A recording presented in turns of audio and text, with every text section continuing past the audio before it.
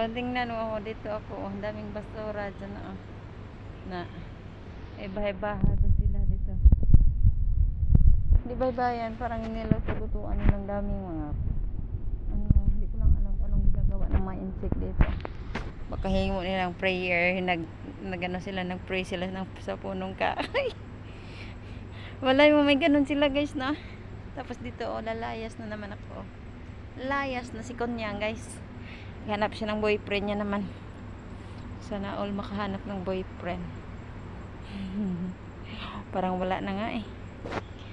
Dito tayo. Baba tayo dyan sa bundok kasi to eh.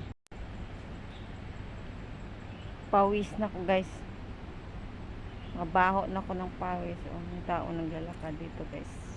Pababa siguro. Akala ko ako lang dito. Ito. Ang init ngayon. Super init. Kapag baba muna ako dito sa ilalim. Nandaan na namin. At dito paakyat. Ay, ganito talaga kapag sa bundok ka, dito ka dumadaan. Hirap dumadaan sa bundok. For today, malapit na tayo guys sa destination natin. Yan sa ilalim may mga trabahador sa dyan. So na yan sa taas hindi ko lang may tao. Wala na. Ako na lang naglalakad dito guys. Hala. Sana makita ko yung boyfriend ko, makasama ko na dito. Joke. Pero never pa ako naka-get boyfriend in the Hong Kong guys. Hindi ako naghahanap.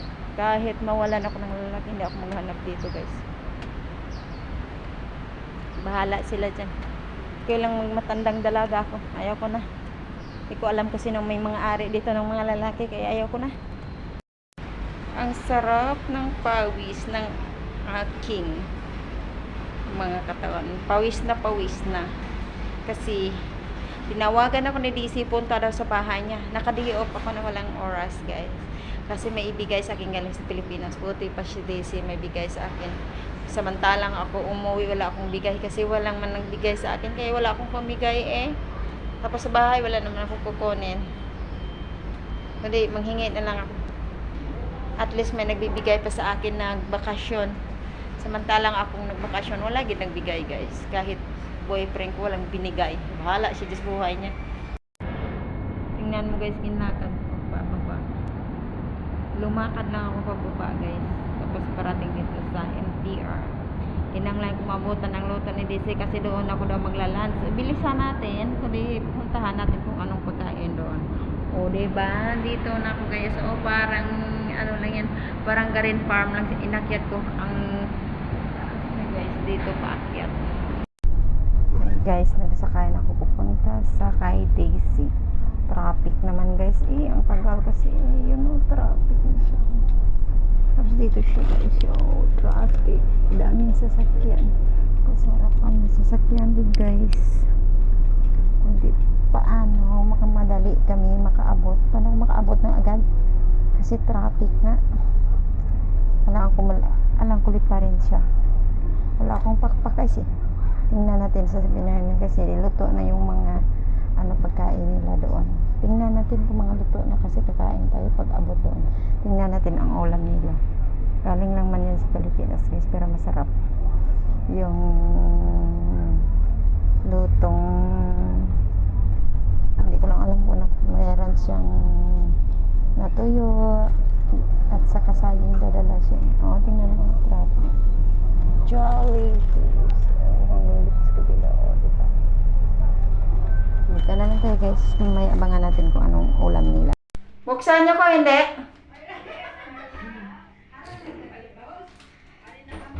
Hindi na ako pagbuksan. Bahala kayo dyan. Uwi na lang kayo dyan.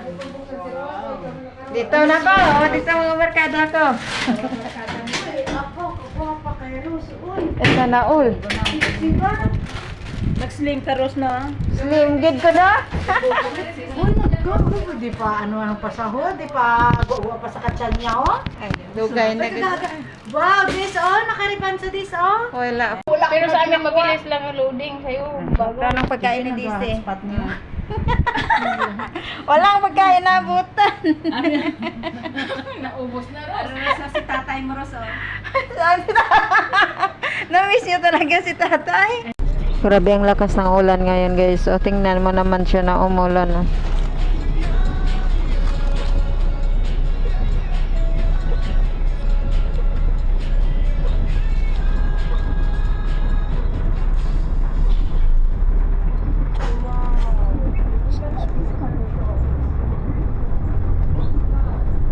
Ang lakas ng ulan guys. Nabutan ako ng ulan ng pag-uwi ko. Di ba? O di ba lakas ng ulan din akikita sa labas guys. Pag-uwi ko, ang lakas ng ulan kanina guys.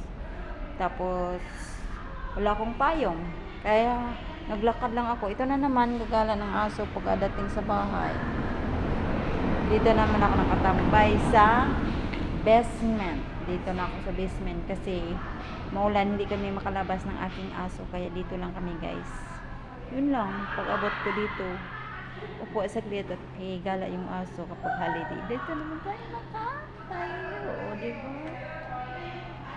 Ito kami sa